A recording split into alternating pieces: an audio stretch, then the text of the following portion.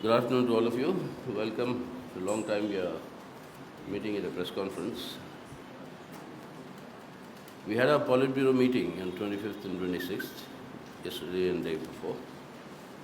And this is the communique which has been distributed to you. But the first, outrightly, we'd like to condemn the manner in which the BJP is now using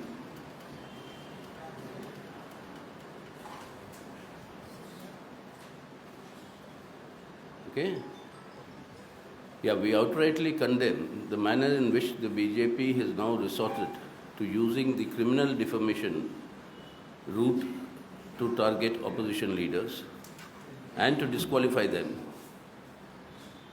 as members of parliament or legislatures, as it happened with Sri Rahul Gandhi recently. Now this comes on top, apart from all the issues connected with the details of that particular case, which are already there in the media. But this is now coming on top of the attacks being mounted by using the central agencies. And the CBI and the ED have become the political arms of the ruling BJP at the center. The harassment and intimidation of opposition leaders continues. The latest being Sri Manish Sisodia, who is now still in jail. Ms. Kavita of the BRS, she is being persecuted and harassed. And of course, the family of Mr. Lalu Prasad Yadav and Tejasvi Yadav. All the cases, old cases are being revived. So we strongly denounce this, the Polit Bureau strongly denounces this, and has joined with all the other secular opposition parties in filing a petition before the Supreme Court in order to regulate the detentions and arrests by the ED under the PMLA, and that is now is being posted by the Supreme Court, and we'll await what will be the judicial verdict. The Adani issue continues to remain alive with more and more exposures, new exposures that are coming. So it's all the more necessary that this must be properly investigated. And a JPC in this must immediately be constituted by the central government. The demand for this is continuing in the parliament. The obdurate refusal by the Prime Minister Modi and the government to answer any questions related to this Adani companies, group of companies exposures is itself a vindication of the fact that there is something very, very serious that this government wants to hide. And that is not in the interests of India. And the brazen manner in which such crony capitalism is being patronized and developed and encouraged by the Modi government, that has to be not merely exposed but put an end to. In order to avoid answering questions, it is the ruling party, the BJP and the government, that is stalling the parliament. This has very rarely happened in the past. Yes, we've had occasions in the past where sometimes the ruling party resorts to stalling the parliament, but such a continuous, days on end, disruption of the parliament by the ruling BJP is unheard of and is actually undermining our parliamentary democracy. Even the budget was guillotined and passed in 12 minutes, straight 12 minutes. I mean, much of the time is actually for the minister to read out, moving the bills, without any discussion. So the parliament as an institution is virtually being paralyzed by the BJP government. And this constitutional institution, attack on constitutional institutions, continues in other spheres as well. The judiciary is under continuous target and is being targeted so that they want greater executive control over judiciary and the judicial appointments. The governors continue to play the role of the advancing the agenda of the ruling BJP at the center in the non-BJP ruled states. And in this manner, all the institutions, independent institutions established by our constitution are being undermined. At the same time, communal polarization is being sharpened. We have seen how the two youth from Rajasthan were burnt alive in the state of Haryana.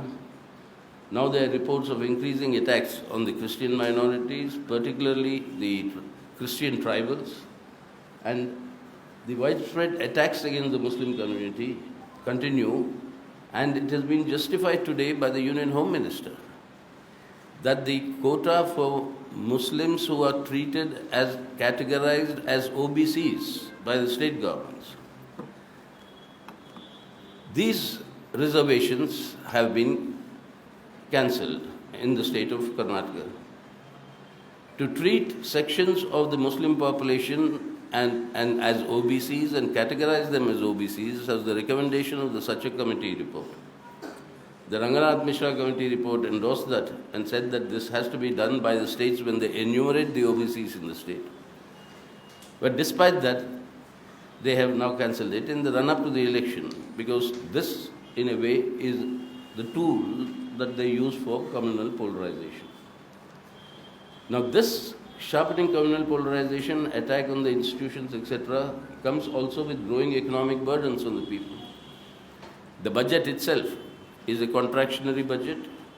That means government expenditures have reduced, and this will lead to a further depression of demand in the economy, which will lead to further recessionary trends, leading to greater unemployment.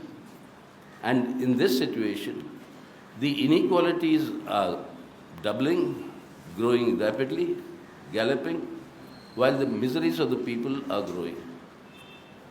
And the Polit Bureau noted that there are protest actions that are taking place against the living conditions of the people, attacks on the living conditions of the people, in almost all sections of our population.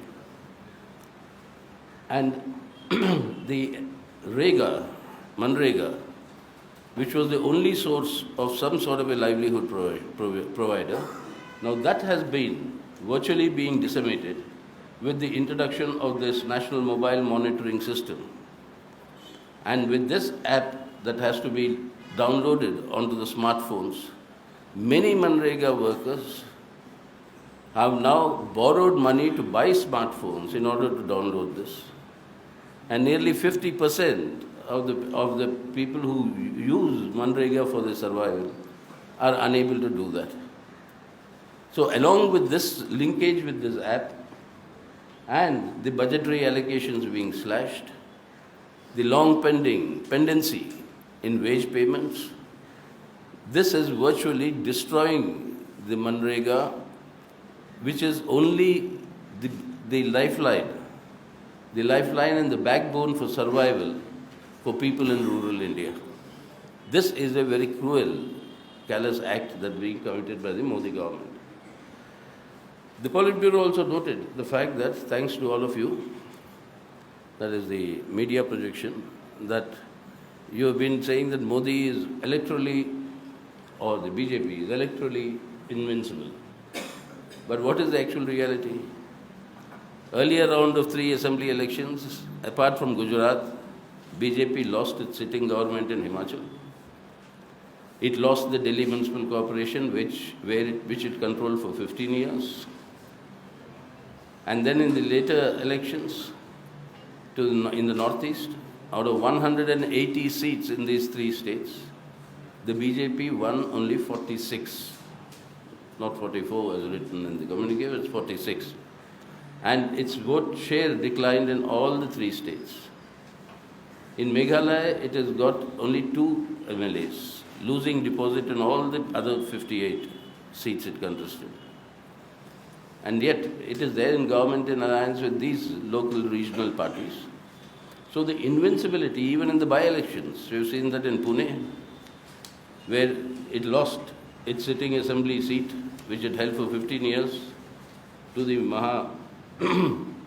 Aghadi, and importantly for us in Sagar Dighi in West Bengal, in the assembly by-election, a seat that the Trinamool Congress won continuously and last time won by more than 50,000 votes, was wrested by the Congress left combination and winning the seat by more than 23,000 votes.